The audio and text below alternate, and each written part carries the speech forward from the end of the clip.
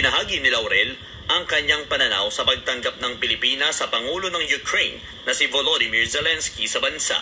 Pag-imbita kay Zelensky po, malinaw po yan, pag-prop up, pag-tutukod kay Zelensky na bagsak na po sa sariling bansa. Hindi na po presidente yan. Kaya hindi nararapat po na imbitayan at lalong hindi nararapat na bigyan ng guard of honor po. Kaya nga. Diktador na po yan. Kalahating milyon na sa mga kabataan nilang kasunduan Kalahating na napatay milyon. na.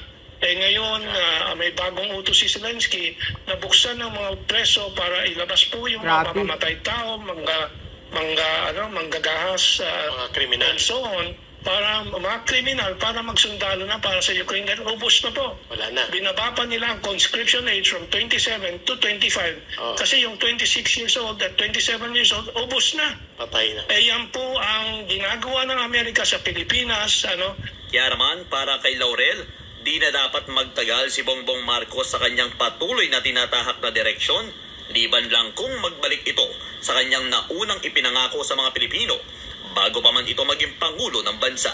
Kung bumalik po siya doon sa patakaran na truly independent foreign policy, friends to all and enemy to none, tanggalin niya yung mga base militar ng Estados Unidos at mga missiles, balik po tayo sa normal at matutuwa tayo ulit kay Presidente Marcos. Para sa Diyos at